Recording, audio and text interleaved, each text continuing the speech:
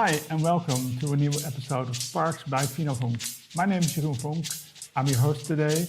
We're inspired by wine, and we're inviting people to tell their inspiring stories. And today we're going to Hungary. And we're not going to Turkey. We're not talking about sweet wines. We're talking about dry, natural wines. And my guest today is Oliver Weingartner. Hi, Hi Oliver. guys. Hi guys. Very nice to meet you. I received two of your wines from Mac Wines, a wine shop in the Netherlands. So shout out to Mac Wines for sponsoring this show with these two wines. But first of all, Oliver, how are you doing today? Yeah, thank you. It's a really harsh time in the vineyards, and yeah, I'm glad that we find a good opportunity to make this podcast with you. And thank you for your invitation. I'm very glad and honored that you want to be my guest. I see you have 4 hectares of vineyards and you make natural wines, but we're not in Tokai. Everybody knows Tokai in Hungary, but where are you located? Yeah, this is the middle of Hungary, 40 kilometers from the Lake Balaton. Maybe you heard about Balaton. It's a very famous tourist lake in Hungary, also with some wine regions next to the lake. We are just half an hour from the lake on the north side. And yeah, Somló is one, yeah, every winemaker says the same, but I think it's one of the famous wine region in the world. So you're located in Somló. I would be honest, I never heard of it. I didn't learn it during my WSET or any other tastings or something. So I'm very curious about the wines. We have 2 wines. We have a Furmint. Well, I know Furmint, but we have also another variety, Juhfark. Am I pronouncing it correctly? Juhfark? Yeah, it was perfect. It was perfect. I never heard of it also. But what kind of wines do you make? Yeah, normally, I'm saying that I'm doing two kind of wines. Somló wines, like these two, Furmint and Juhfark, and Olaf Riesling, this is Welsh Riesling, and some other Hungarian varieties. They are like classical volcanic wines, because Somló is an extinct volcano. And I have some other wines, a little bit like this hipster style, orange wines, pet nuts. So this two style is separated with the labels as well. Yeah, but normally no sweet wine, because natural wines are not working with sweet wine. No. So you say you have volcanic soils? Yeah, exactly. Somló is one of the spot on the world with the most mineralic, with the most basalt. Do you know what is basalt? This is a Yeah, stone. basalt, yeah. This is the kind of the stone what is on the hill. It's really, really everywhere in the hill, and it's so much minerality, so much saltiness in the soil that in a Somló wine, the terroir is so strong with this volcanic soil that after a couple of years, each wine, doesn't matter what kind of variety you have, the terroir will taking the wheel of the wine, and sometimes you can't say what kind of wine you are drinking. This is just a Somló terroir wine. Yeah, So it doesn't matter what kind of grape variety you use, of just a course, summer of wine. course. Yeah, after 5 years, the terroir takes everything over. And normally, when it's a good wine, then it's after 5 6 years. This is just a Somló terroir wine. Yeah. So you have different kind of varieties, but how do you make the wines? Because yeah, I understand. Okay, you make it naturally, but you grow it organically. Is the conditions okay there? Yeah, everything, of course, is perfect for us. The climate change, of course, is not helping, like any other winemakers, the same situation. So the climate change is not good. But we are on the north side of the hill. So our place, our spot on the hill, we are on the north side. So this is something, I think, it's helping us. On the south side, the acid levels in the grapes in a hot summer, yeah, it's not working so good. But on the north side, it's better. Uh, Somló was really known about the high acidities, the high alcohols before, like 10, 20, 30 years before. with the climate change, it's changing. So of course, as you can see on the black labels, that the alcohol is not at the lowest. Yeah. Yeah, So 13.5. yeah, but it's not. It's a normal Somló wine. This is the lowest alcohol on the hill, I think, with natural wines. Yeah. So Somló, basalt, minerality, saltiness, and terroir. That's all about Somló. Maybe just a story about Somló. Like centuries before, there was just two wine regions which could export wines like to France, to England. It was Tokaj and Somló. Tokaj because of the sugar level, sweet wines, and this method making asu sweet wines made the good conservation for the traveling. And Somló wines with the high alcohol and high acidity made the same situation. So it was a nice protection for the long way to exporting wines. With horses and with in this time. And one of the story, another part of the story that the French princess was drinking Somló wines because in a legend from when somebody drinking Somló wines from Somló that makes easier to be pregnant. Yeah, it's just a legend. But I have two Well, kids too. I have two kids, so I can't say anything else. well, it kind of worked. Yeah, it works. Yeah. And how do you make the wines? Is it with spontaneous fermentation? Do you Of in course. stainless steel, in wood? So I would say I am more like a vineyardman, more like a cellarman. So I like to be in the vineyards. For me, it's much more interesting and much more important that we can produce 100% healthy grapes, and with these healthy grapes, we can produce like this easy the natural wines. So we are really giving 100% energy for producing nice grapes in the vineyard. And after that, it's really easy, like whole bunch pressing with this classical wines like Furmint and Juhfark is whole bunch pressed. This is like a classical pneumatic air press. See, 3 hours we are pressing the grapes. The juice is going in the cellar. We are doing one night this settling. So we settle the juice. We are separating from the first sediments, and after that the fermentation normally starts in a steel tank, spontaneous. And after 2 weeks, when the fermentation is almost over, we're just pumping the wines in barrel and in porous tanks. So the fermentation ends with fine lees together in the barrels and in the porous tanks. We are using some new technology like this porous breathable tanks from the USA and from Australia. This is not like a kind of new things in the winemaking. It's not the most authentic, but it's working. Yeah. If it So works, it's okay. yeah, it's working.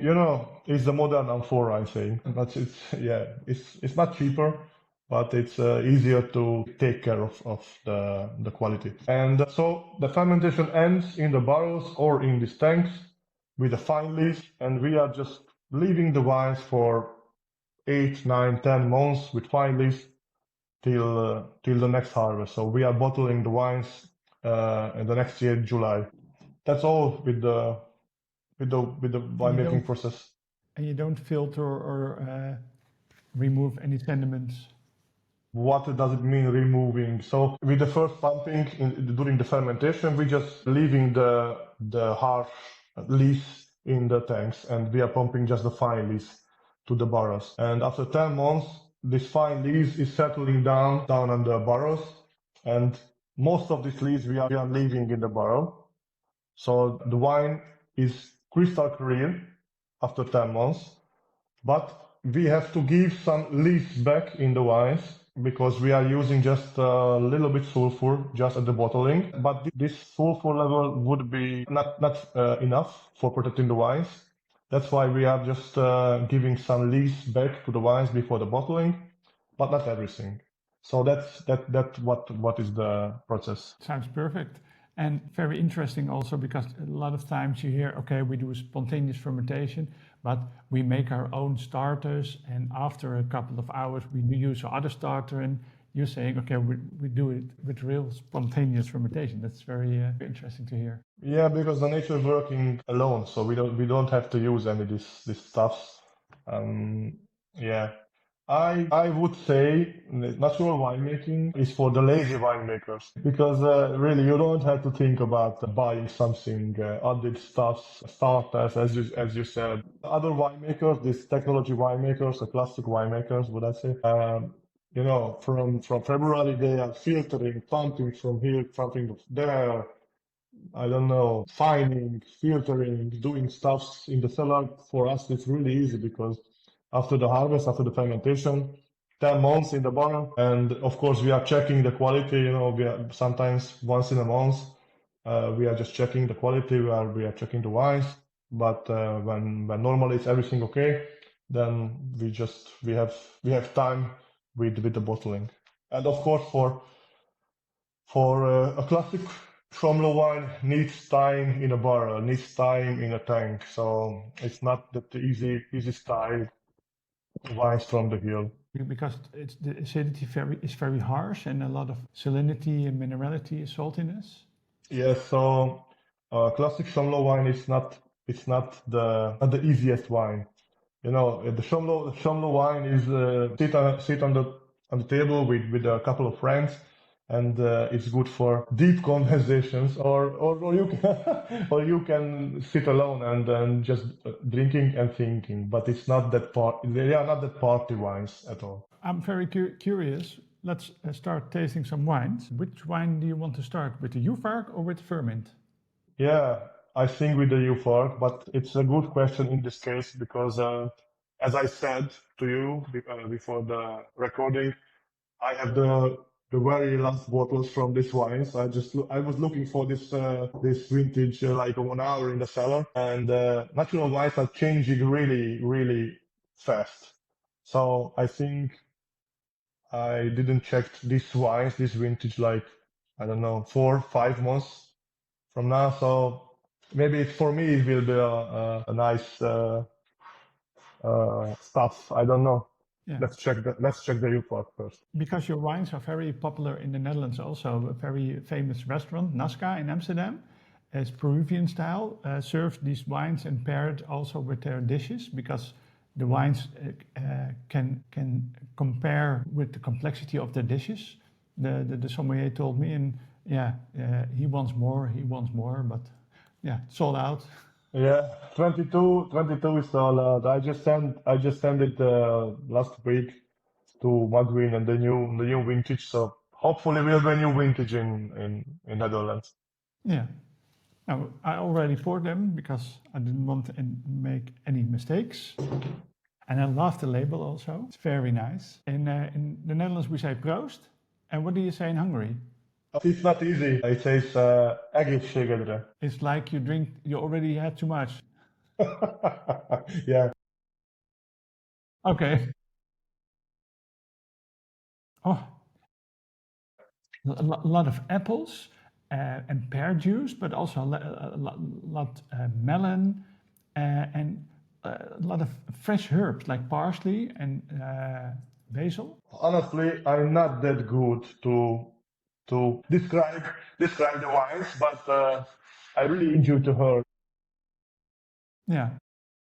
And I love the color. It's like a medium golden yellow. It's very interesting. Let's taste it. Oh, indeed, it's very salty, but it's not too much. And a lot of fruit flavors, but also a lot of dry fruits because of the bottle aging. Because now it's 2025, it's vintage 2022. Yeah. But it's very round, very complex. And the aftertaste is very long. I still can taste it. It tastes a lot of fruit. Very nice. I understand why it's so popular. Thank you. About this variety, just a couple words. Juhfark it belongs to Somló. So in Hungary, every wine region has kind of an own variety, and this variety belongs to this hill, Somló. It's not easy to make wines from Juhfark. Juhfark has a meaning. Ju, it means sheep, and fark, it means tail. So this is the tail of the sheep. It means when the grapes are close to the ripeness, the edge of the grapes makes a little bit like this curve, and it's kind of with the sheep of the tail of the sheep. So yeah, that's the meaning. But it's not easy to making wine with Juhfark. I can remember this vintage. As always, the Juhfark in the barrels stopping the fermentation after 3 weeks with a lot of rest sugar, then starting again, then stopping and starting. And this flavor, what you feel is, I would say, this roasty taste. It comes from this 3-4 times re-fermentation. Yeah, it's the Juhfark is it's not easy in the cellar. It makes some interesting moments because with natural wines you have to be sure that all of the sugar is going for close to zero. Yeah. And how was your experience? Because you didn't taste it like 4 or 5 months. And Yeah, how do you like it now? yeah, it's really nice, and it's a shame that it's sold out. I should start the sailing with this wines now in this moment. Yeah. So we're drinking it in a better drinking window than you had already drink it. Yeah. So there are some older winemakers from the hill, and they saying drinking Somló wines like too young, like 1, 2, 3 years old wines. It's worse for like the pedophilia. So they saying you have to wait with the wines because it's too early with the drinking Somló wine. So they saying at least 3 years, but better 4 or 5 years waiting with the wines. Yeah. Yeah. But when you start making wine, you have to earn money. You can't Yes. afford it to don't sell anything. Maybe after a couple of years, maybe you can keep like half of it, but then you have to store it, and then you need to have the space for it. Yeah, that's not easy. Of course, when someone wants the wines, then yeah. Of Yeah. course, I could keep it back. No, I don't want to sell to sell the wine. Sorry, I have to wait 1, 2 years more. It's not working, of course. Uh, with this vintage, like the last vintage with 24, we are just doing this kind of stuff. I mean, we just started to show the 23 wines right now. The 24 are in the barrel, so yeah, we will try to make it a little bit more to aging the wines because drinking too young from low wines is really not the best. No, you're not drinking it in the full potential. You have to drink it in when it's full blown also. Yeah, but who's who's so who has to make the aging, the winemaker or the buyer or the restaurants? They have. So it's not easy because a really good restaurants who the sommelier sees the potential and they are buying it and they are just putting in the cellar and waiting 2, 3 years. But it's in these times, it's not working. We are living like fast, and when at this moment when someone likes the wine, then we are selling it, and the next couple of weeks they are the customers drinking it. So Yeah, because customers go to the wine shops, yeah, buy them online. When they get it, maybe the same day, maybe the same couple of weeks, they drink it. Almost nobody buys wine. Okay, I buy it for over a couple of years. yeah, it's it's really rare. Yeah, Maybe it's not like you, I mean, but when someone likes this wine, I buy it both online and okay, this is a good wine. I will buy 2 bottles more that, but they don't want to age it, just drink it the next week. Yeah. Shall we go to the second one? Yep. This is the Furmint. Also, again, the same great label. Is this the same shape of your vines? Yeah, I like the old wines, and we had before this old bush wines on the hill. And as you can see, the U and the O in the in the Yeah.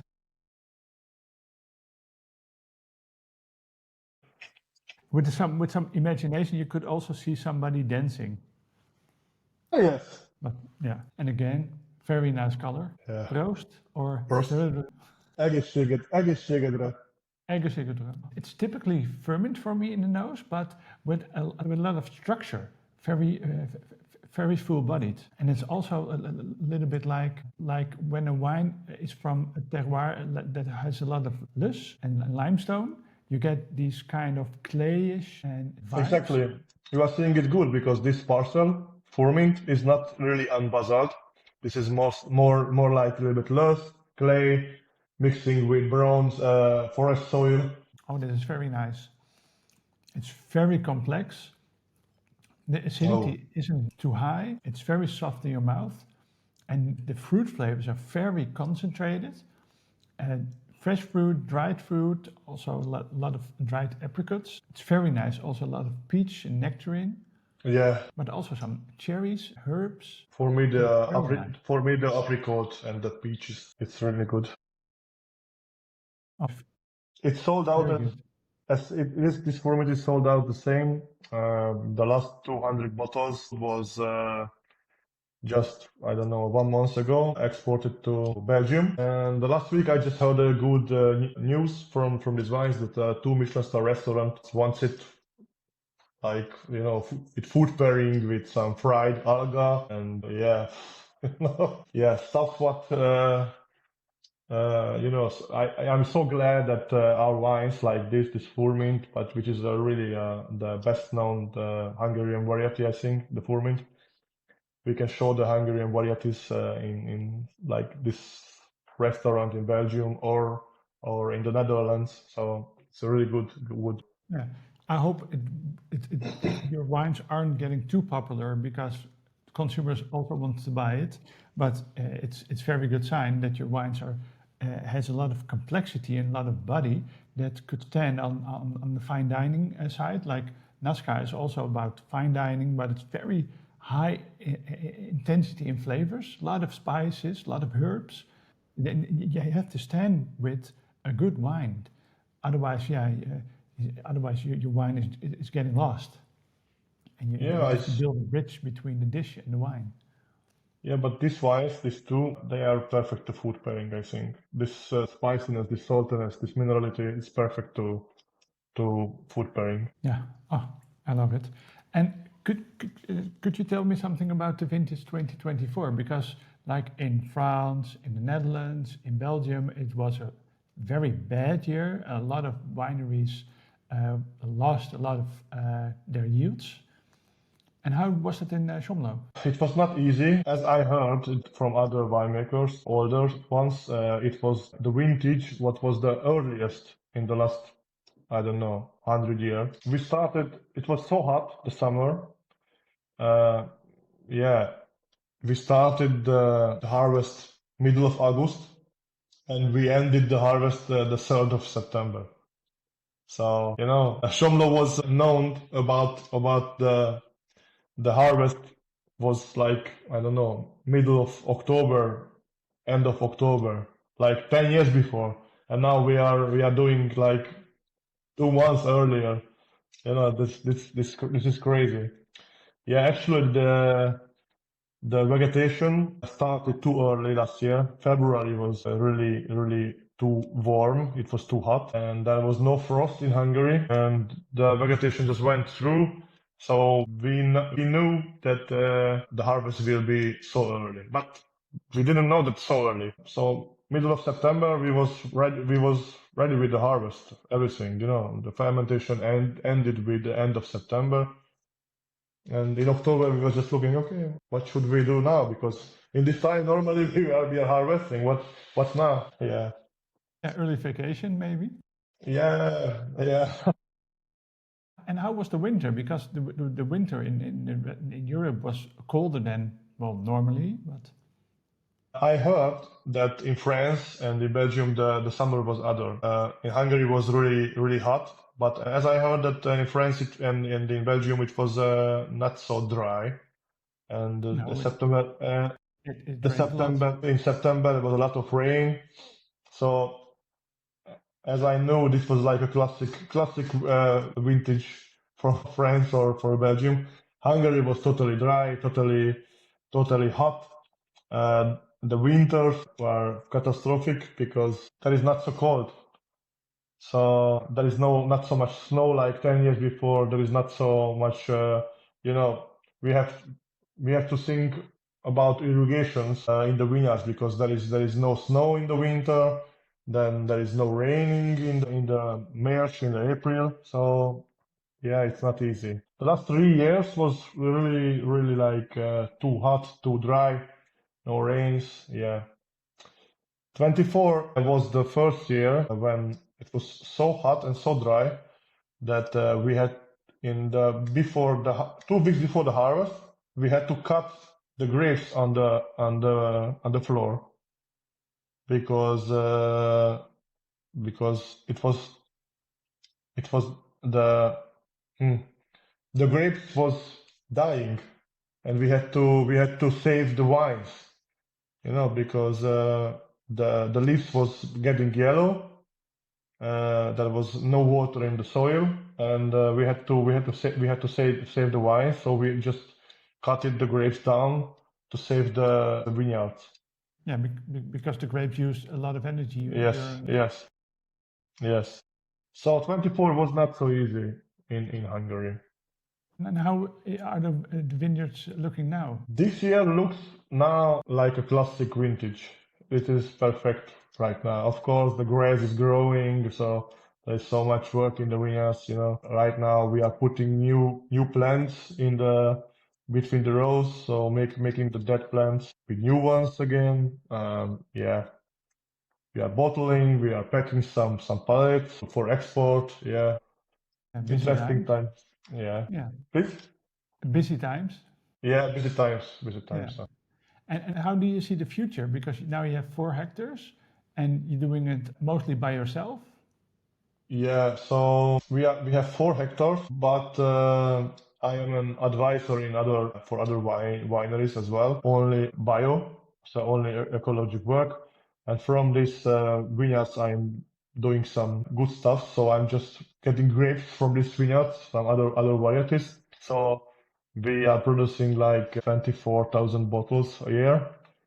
Yeah, the future, this 4 hectare right now, it's enough. The market is not the best right now, so the export is really quiet. Like 2 years before, the importers was grabbing for the wines. Right now, it's really slowly.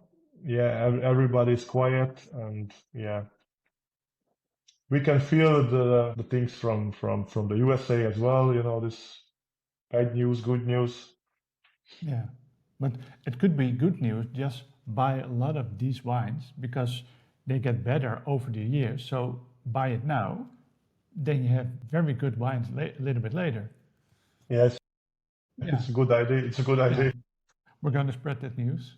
And what do you think about the future of wine from Hungary? Because nowadays more and more dry wines can come from Hungary, also a lot of in the Netherlands.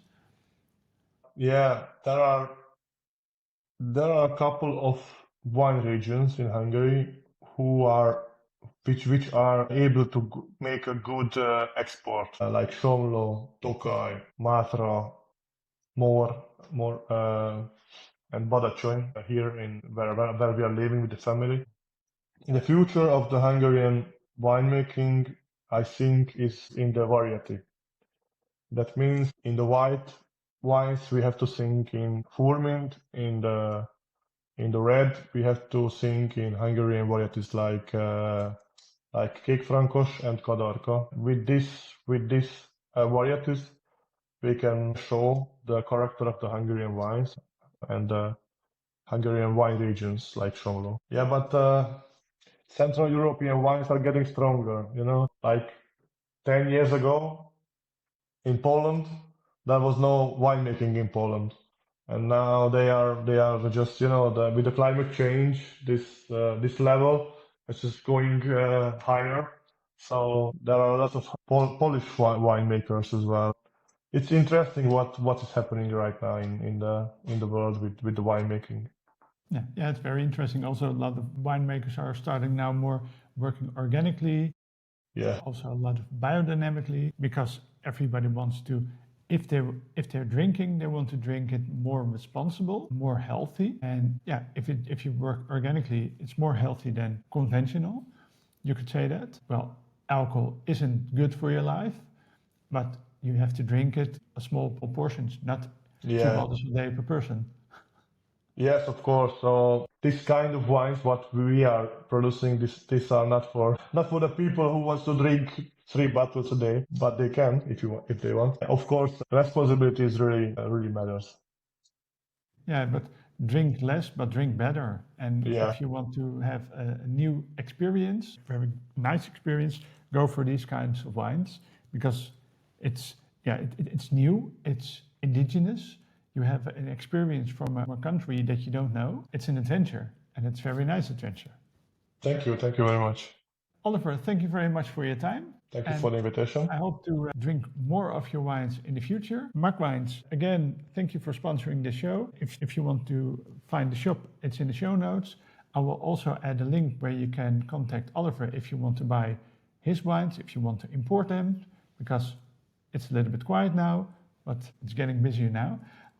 So Oliver, have a good vintage in 2025. Looking forward to tasting 23, 24. Well, Thank you very much. Thank you very much. And if someone wants to meet me and taste some wines that we can taste together, end of May there will be a natural wine fest in Amsterdam. So I will be pouring the wines there and come and taste some Hungarian wines.